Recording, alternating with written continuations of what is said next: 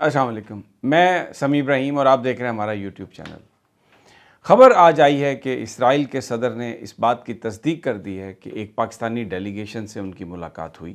اور پاکستان اور اسرائیل کے تعلقات کو بہتر بنانے کے لیے، آپس میں اعتماد بحال کرنے کے لیے انہوں نے کہا کہ یہ ملاقات جو ہے بڑی مفید رہی۔ کچھ عرصہ پہلے بھی خبریں اس طرح کی آتی رہیں، جس کی کئی دفعہ تردید ہوئی، کئی دفعہ تصدیق ہوئی، لیکن آج اسرائیل کے صدر نے اس کی تصدیق کر دی ہے۔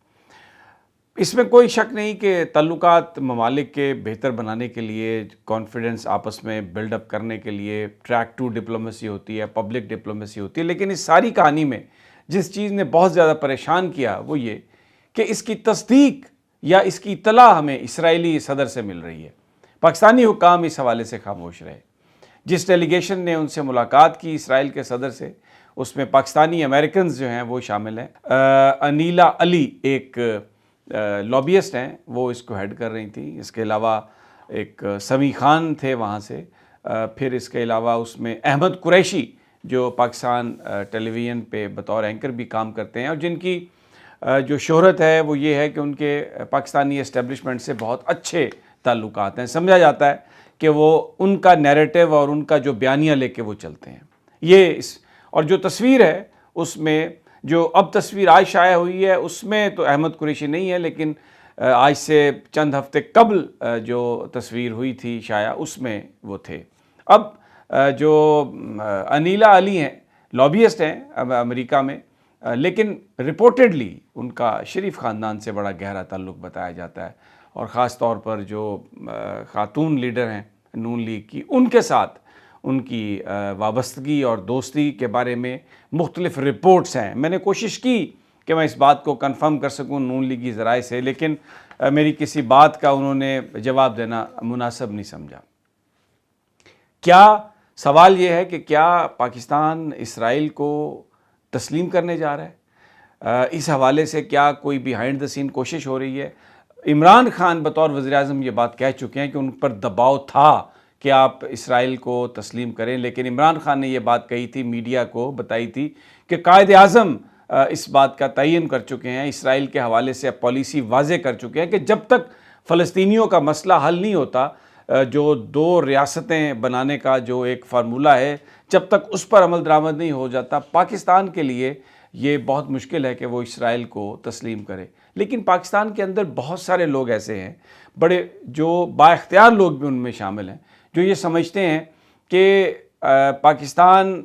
کی اس سرد مہری کی وجہ سے اسرائیل انڈیا کا زیادہ دوست بن گیا، اور انڈیا نے اسرائیل کی مدد سے امریکہ کے اندر ایسی ان روٹس بنائی ہیں کہ اب وہ امریکہ کا اسٹریٹجک پارٹنر بن گیا۔ اور خاص طور پر جو اس وقت امریکی CIA ہے، اس کے اندر بہت سارے انڈین امریکن جو ہیں وہ چلے گئے ہیں، بلکہ جو ہیرارکی ہے CIA کی، اس میں جو نمبر 3 پرسن ہے، جو تیسرے نمبر پر جو آدمی ہے، اس کا بھی وہ بھی انڈین امریکن ہے، اور پہلے اسسٹنٹ سیکریٹریز تک رہتے تھے انڈین، لیکن اب وہ ڈپٹی سیکریٹری ہو گئے ہیں۔ تو ایک سوچ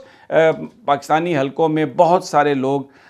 جو ہے جن سے میری بات ہوئی ہے، میرا اگرچہ رویہ یا میرا موقف بالکل مختلف ہے، لیکن ان لوگوں کا یہ خیال ہے کہ اسرائیل کے ساتھ دوستی ہمیں سوٹ کرتی ہے۔ سوال اس وقت بڑا یہ ہے کہ اگر کچھ لوگ یہ سمجھتے ہیں کہ دوستی اسرائیل کے ساتھ سوٹ کرتی ہے، تو پھر کیا خاموشی سے اس پر کام کیا جائے؟ یہ ایک ایسا معاملہ ہے جس پہ پاکستانی قوم کے سامنے اس سوال کو رکھنے کی ضرورت ہے، اور اگر پاکستانی قوم یہ فیصلہ کرے کہ بالکل ٹھیک ہے ہم تعلقات بنانا چاہتے ہیں، تو پھر تو ان سے بات چیت ہونی چاہیے۔ لیکن یہ جو چوری چھپے اور خفیہ طور پر جو کچھ ہو رہا ہے، وہ اس سے ایک اعتماد کا رشتہ جو ہے وہ پاکستانیوں کا وہ مجروح ہو رہا ہے۔ میں آپ کو کچھ تھوڑی سی تاریخ میں آپ کو بتاتا ہوں، اور یہ جو ابھی ریسنٹ واقعہ ہوا، بڑی امپورٹنٹ چیزیں اس سے جڑی ہوئی ہیں۔ ویسے تو پرویز مشرف صاحب کے دور میں ہمارے جو وزیر خارجہ ہیں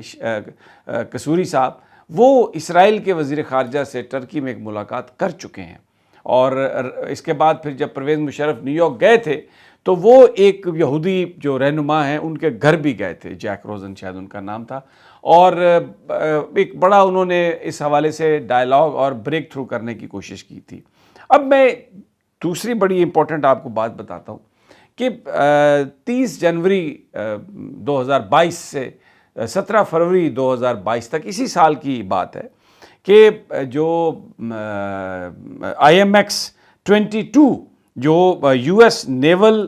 فورسز سینٹرل کمانڈ جس کو کو ہوسٹ کرتی ہے، یہ انٹرنیشنل میری ٹائم ایکسرسائز ہے، سمندر کے اندر جو مشترکہ ایکسرسائز ہوئی، اور اس میں 60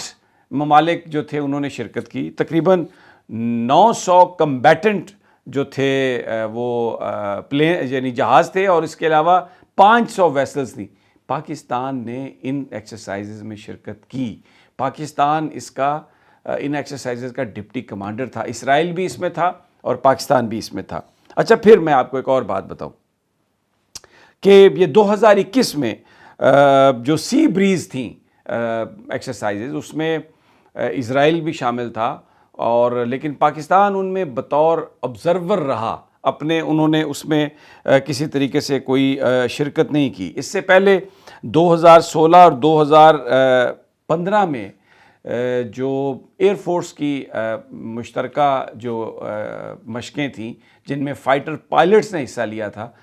پاکستان اور UAE کے فائٹر پائلٹس نے بھی اس میں حصہ لیا تھا، حالانکہ ہمارے اور UAE کے کوئی اسرائیل کے ساتھ تعلقات نہیں تھے۔ میں یہ باتیں آپ کو اس لیے بتا رہا ہوں کہ جو انکل سیم ہیں، امریکہ ہمیشہ سے یہ کوشش کر رہا تھا کہ کسی نہ کسی طریقے سے جو مڈل ایسٹ ہے اس کے اندر جو اسرائیل کے خلاف یونٹی ہے اس کو بریک کیا جائے۔ تو ہم نے دیکھا کہ ابراہیم اکارڈ ہوا، ابراہیم اکارڈ جو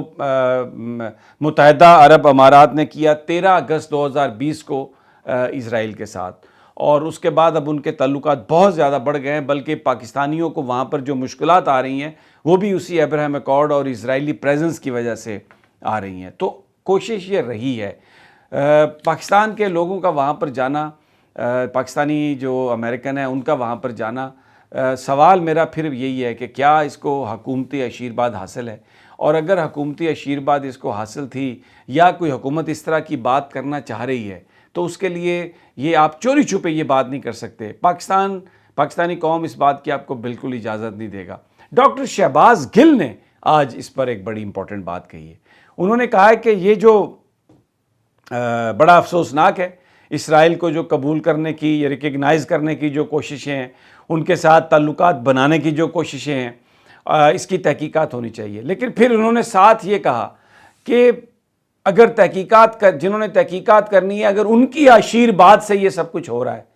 تو پھر کون ان کی تحقیقات کرے گا؟ یہ بڑے سوال ہیں۔ انہوں نے ڈاکٹر شہباز گل نے سمندر کو ایک کوزے میں بند کر دیا، اور یہ جو ہمارے فنکشنریز ہیں، مثلا احمد قریشی صاحب ہیں، یہ جو دوسرے بہت سارے لوگ ہیں، اور یہاں پر عام جو گفتگو ہوتی ہے، ہمارے جو بااثر بااختیار لوگ ہیں جو پرائیویٹ کنورسیشن کرتے ہیں، اس میں وہ یہ ہمیں اس بات کی تبلیغ کرتے نظر آتے ہیں کہ بھائی اسرائیل کے ساتھ تعلقات خراب کر کے ہم نے کچھ پایا نہیں، ہم نے کھویا ہی کھویا۔ اگر یہ بات درست ہے اور پاکستان کا فائدہ اس میں ہے کہ اسرائیل کے ساتھ تعلقات بنانے ہیں، تو پھر آپ رکھیں اس کو پارلیمنٹ میں، پھر آپ رکھیں اس کو لوگوں کے سامنے، کیونکہ فیصلہ وہی مانا جائے گا جو پاکستان کے لوگ کریں گے۔ عمران خان صاحب نے بھی کہا، انہوں نے تو اس پریشر کا بھی ذکر کیا تھا، یہ جو امپورٹڈ گورنمنٹ ہے، اب یہ بات بالکل واضح ہو گئی ہے۔ انڈیا کے ساتھ تعلقات بہتر بنانے کے لیے شہباز شریف صاحب نے خط لکھا، انڈین ہائی کمیشن میں ٹریڈ منسٹر کا وہاں پر وہ پوسٹ جو ہے وہ کر دی۔ پھر اس کے بعد جو شنگھائی کارپوریشن کا جو دہشت گردی کے خلاف جو ممالک کا جو اجلاس تھا، اس میں پاکستان نے اپنا ڈیلیگیشن بھیج دیا، اور بہت زیادہ ان کی کوشش ہے کہ انڈیا کے ساتھ تعلقات بہتر ہو جائیں۔ تو ان حالات میں امریکہ کے ساتھ تعلقات کی بہتری کے لیے ان لوگوں کا اسرائیل جانا جن کے رپورٹڈلی حکمران خاندان کے ساتھ بڑے قریبی تعلقات ہیں، اٹ ڈز ٹیل، اس سے ایک سازش کی بو آتی ہے۔ اور ڈاکٹر شہباز گل نے بڑا رائٹلی پوائنٹ آؤٹ کیا ہے کہ تحقیقات تو ہونی چاہیے، لیکن پھر ساتھ ہی یہ کہا ہے کہ اگر اس میں اگر شامل کر رہا ہوں، انہوں نے بھی کہا کہ اگر تحقیقات کرنے والوں کی آشیرواد سے ہی یہ سب کچھ ہو رہا ہو تو پھر کون تحقیقات کرے گا؟ اور یہ جو گورنمنٹ ہے، امپورٹڈ گورنمنٹ جو ہے، یہ جن بیساکھیوں پر کھڑی ہے، ہم سب کو پتہ ہے، اگر ان بیساکھیوں کو آپ کھینچ لیں تو یہ ایک دن سروائیو نہیں کر سکتی۔ تو وہ جو بڑے آقا ہیں امریکہ سے جو ساری اس وقت ہدایات آ رہی ہیں، اس میں یہ ہدایت تو ہے کہ ابراہیم اکارڈ کے بعد اب پاکستان بھی اسرائیل کو ریکگنائز کرے، لیکن مجھے نہیں لگتا کہ یہ کام اتنی آسانی سے ہو سکتا ہے، کیونکہ پاکستانی قوم اس بات کی اس طریقے سے چوری چھپے اگر کرنے کی کوشش کی گئی تو اس کی اجازت نہیں دے گی۔ مجھے اجازت دیجیے، جلد ملاقات ہوگی، اللہ نگہبان۔